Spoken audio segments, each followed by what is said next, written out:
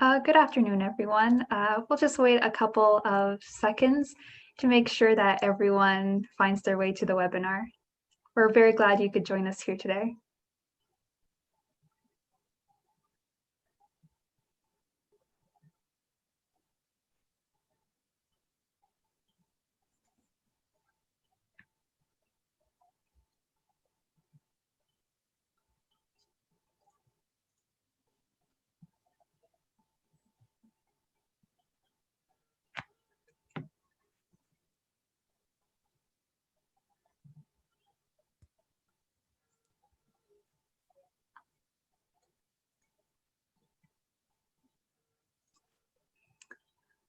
So we have around 40 participants here right now, so we'll just give it another few moments to make sure that any latecomers are able to join, and we'll get right into it.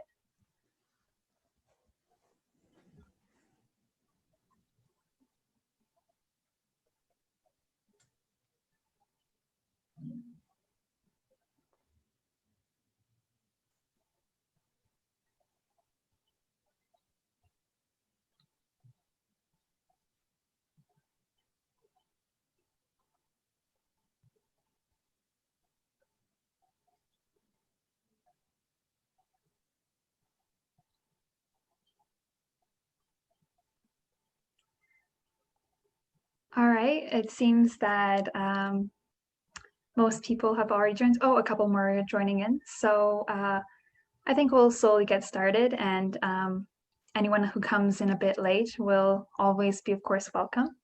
So good afternoon, everyone. My name is Malvina Zarek, and I'm here today with my co-host Molly Smith to present to you on behalf of the Chroma team our webinar, Color as We See It. So this presentation will be divided into two categories, two topics. I'll be making a breakdown of the different blending modes that exist in Photoshop, and Molly. I'll be speaking on the differences in which humans perceive color in its most common forms and how it's important to keep those differences in mind. And throughout the webinar, we've prepared a couple of polls to help engage everyone into the discussion. And at the end of the webinar, we'll open up the floor to any questions you may have. So feel free to drop them down in the question section below, and we'll address them at the end. All right, so before we get into the webinar, I just want to take a quick moment to appreciate our wonderful Chroma team, without whose hard work and dedication, none of this would have been possible.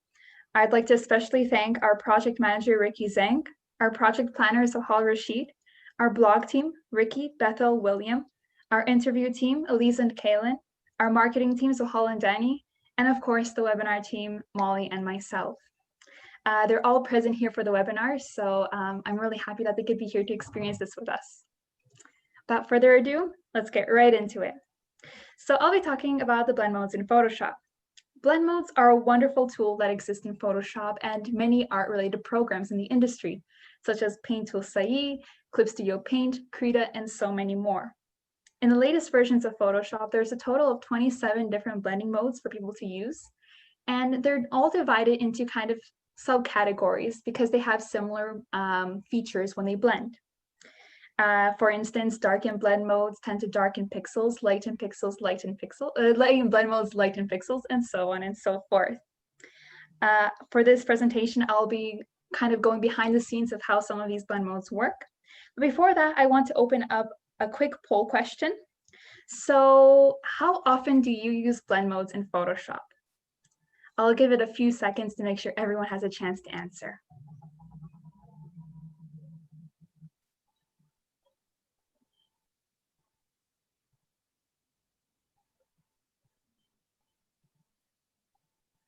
I'll give it another few seconds to make sure anyone else can answer. So for me personally, I tend to use blend modes all the time. I just love them because of the effects they create. All right, so I'll end the polling and I'll share the results. So most of you, 59%, said sometimes it depends on the effects I want to create, which is very fair. Hopefully by the end of my presentation, you'll be more inclined to experiment with them because they're actually really very fun to try. All right, so now let's get into the world of blend modes. So like I said before, blend modes are used to alter the appearance of an image or the pixels in an image. In order for them to work, there's three key components to them. There's the base layer, which is essentially the original image. Then we have the blend layer, which is what is used to alter the appearance of the image. And the resulting color is, of course, the result that we'll get when the blend mode is applied. The most common blend modes that are used in Photoshop include multiply, which is a darkening blend mode, screen, a lightening blend mode, and overlay and soft light, which are both contrasting blend modes, meaning that they push midtones to either highlights or shadows. And with that, I'll open up a second poll question. I'm just curious to see what are the most popular blend modes for you? Which do you use most often?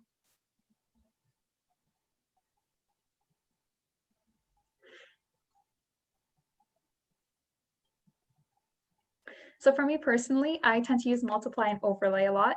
But as you can see, I also listed a couple of special ones at the bottom, which I'll be going into later on. So I'll just give it another 10 seconds or so to make sure everyone has a chance to answer.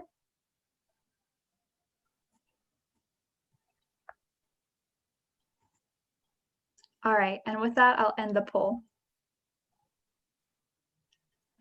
So most people either said multiply or overlay, which is very fair. Overlay is one of my personal favorites, and so is multiply.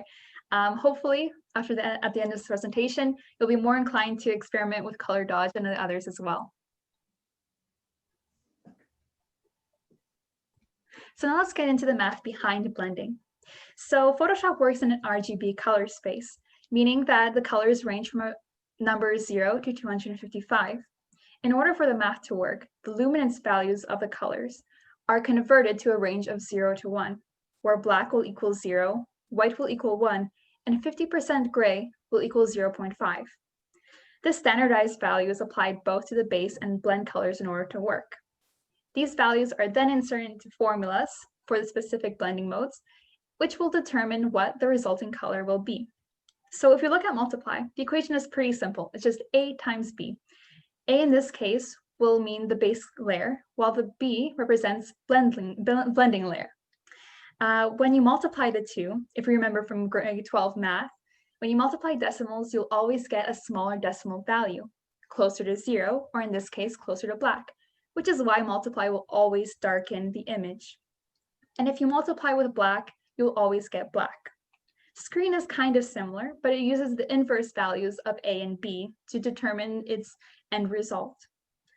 Overlay and soft light either use multiply or screen depending on the color value of either the base layer or the blending layer. And now we move on to the special 8 blending modes. They're very unique in that they behave differently depending on whether you change the fill or standard opacity. So what are they? Standard opacity means that you affect the transparency of everything in the image, including any layer styles, filters, or anything else that you may add to the image. Fill opacity, on the other hand, only affects the painted pixels on the layer itself and nothing else. So if you look at the bottom, we see one of the special 8 blending modes, hard mix, is used. Hard mix minimizes the image to 6 primary colors: red, green, blue, cyan, magenta, and yellow. And as you can see in the bottom left, the result is very jarring. It's very unpleasing to the eye. And when standard opacity is changed, the image looks more whitewashed, like more faded, and the result again is not very satisfying. But on the bottom right, fill opacity is changed. And you can see the image kind of pops with saturation. It creates a very interesting effect. And this is the same for all the other special blending modes. And these include color burn, linear burn, color dodge, linear dodge, vivid light, linear light, hard mix, like I said, and difference. And so I'll just give a brief overview of these special 8. If you have any questions, feel free to ask them at the end. So color burn and linear burn, they both create a darker result in multiply, with color burn creating a more saturated midtone result, and linear burn being the darkest kind of effect of all. Color dodge and linear dodge, again, create a brighter result in screen, on the other hand, with color dodge creating saturated midtones and blown out highlights, and linear dodge changing based on the brightness of the blend layer. Vivid light is an extreme version of overlaying soft light. It's usually too jarring at 100%. So again, experiment as you will with the fill opacity to get some really interesting results. Linear light uses a mix of linear dodge and burn. Hard mix, like I said, reduces an image to RGB and CMY. And difference creates an inverse effect on the image. This is really good to help for aligning layers in a project. And with that, I'll pass the mic over to Molly, who'll be going over the differences in color perception. Yeah, so for the start of my presentation, I want to ask you whether or not you remember this dress in particular.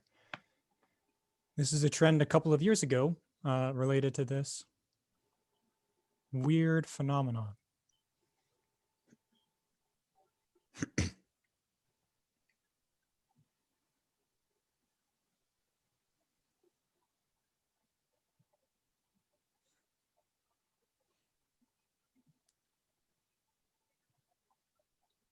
All right, we got most of the votes in. Just gonna show you guys that the majority of you did see blue and black, which is a good thing, because as I'm sure that those who remember this trend remember, there were two different colors of this dress.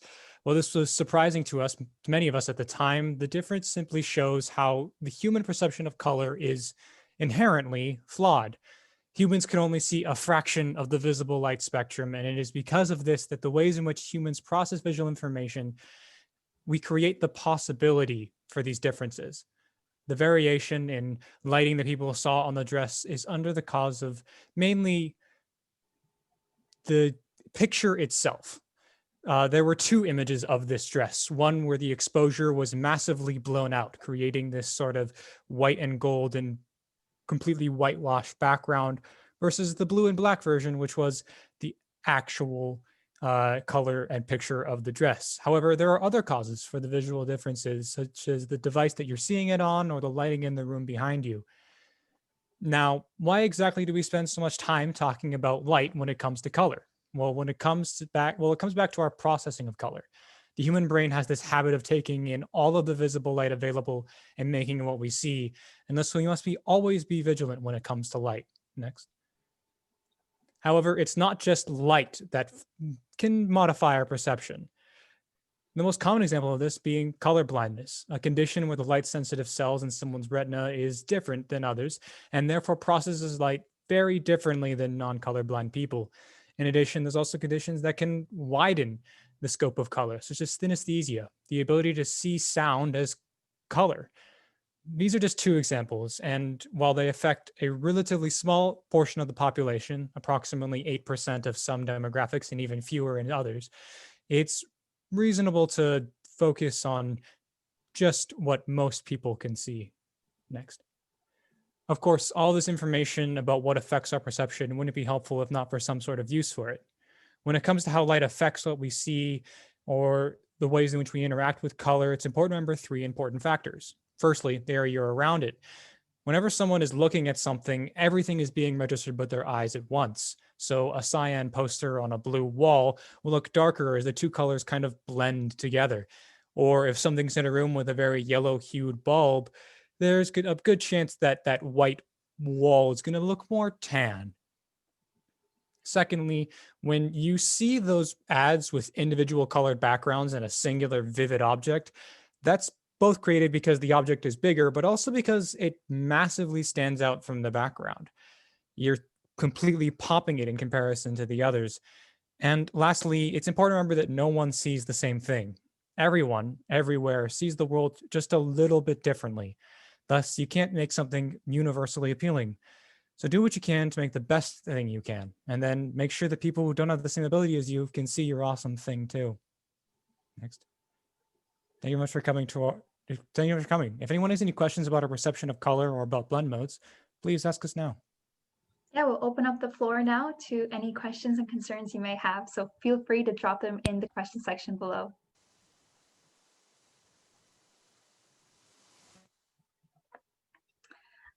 So we have our first question.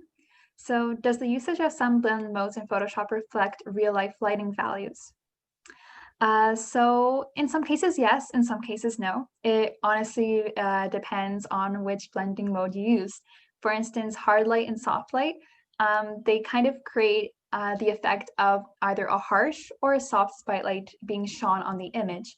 But again, it really depends on the blending mode. For instance, hard mix, it doesn't really relate to real life and how we see it because it minimizes the image to primary colors. But again, it's just fun to experiment with each and every one of them. So the next one, do you think that color blindness tests are accurate, such as the Ishihara or Farnsworth Munsell 100 hue test? So I think I'll pass that over to Molly to answer. Yeah, so a large portion of color blend tests these days are usually done on your phone or your computer screen, and therefore they come through an RGB color lens.